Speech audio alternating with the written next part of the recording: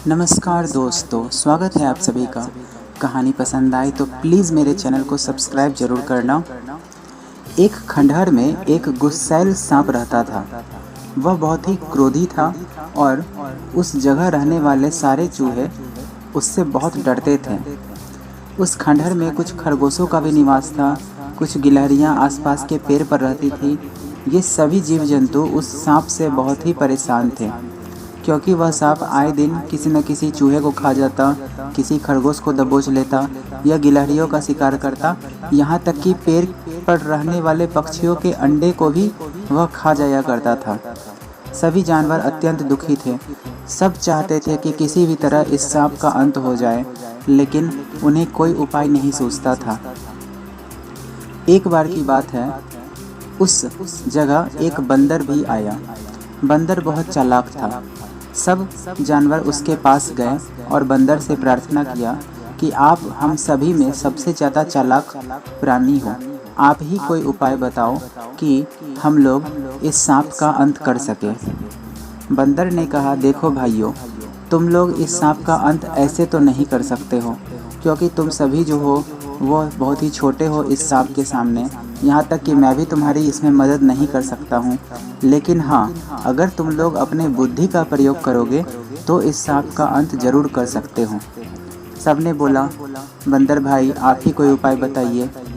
बंदर ने बोला, देखो, इस सांप का जो दुश्मन है वह दुश्मन इसका गुस्सा है, क्योंकि यह गुस्सा में आकर सब कुछ तहस नहस करता है।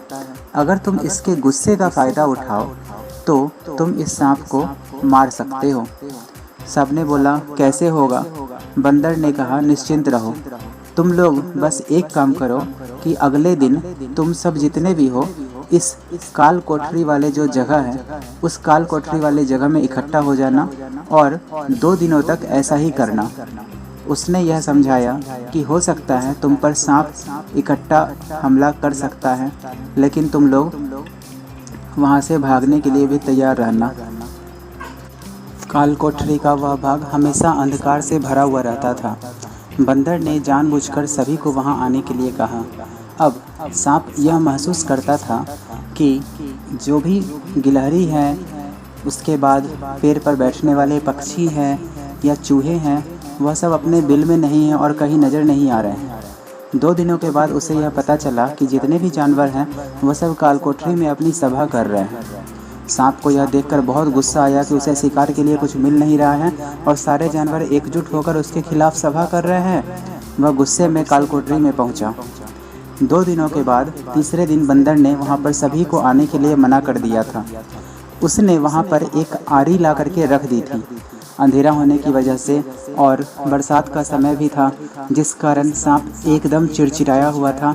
वह जब वहां जाकर पहुंचा तो उसे कुछ भी नहीं मिला और उसे कुछ दिखा भी नहीं।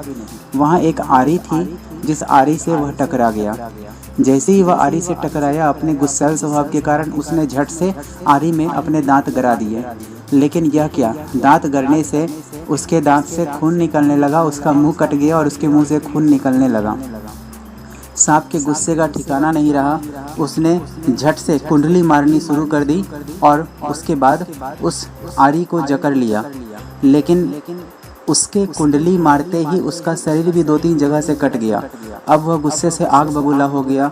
उसने सोचा कि ऐसा कौन सा जीव है इस खंडहर में जो मुझे रोक सकता है, और इतना सोचने के बाद उसने लगातार अपनी कुंडली कस दी और उस आरी को 2-4 बार और मुंह से काटना शुरू कर दिया।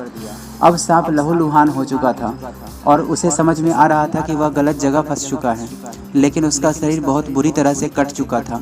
वह छटपटाते रह गया। अपने गुस्से को उसने कंट्रोल नहीं कर पाया और इस वजह से वह बहुत ही बुरी तरह से लहूलुहान हो चुका था। थोड़े ही देर के बाद उस अंधेरी काल कोठरी में वह छटपटा करके मर गया।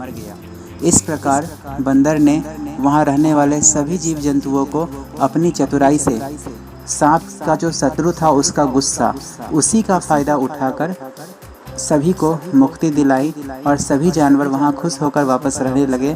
चूहे, खरगोश, गिलहरी, पक्षी सभी ने आकर बंदर मामा का धन्यवाद दिया और कहा कि आपको मामा ऐसे ही नहीं कहते, आप सबकी रक्षा किए हो, इसीलिए आपका धन्यवाद। दोस्तों मेरी कहानी अगर आपको अच्छी लगे तो प्लीज़ मेरे चैनल को सब्सक्राइब जरूर करना, मुझे सपोर्ट करना। धन्यवाद।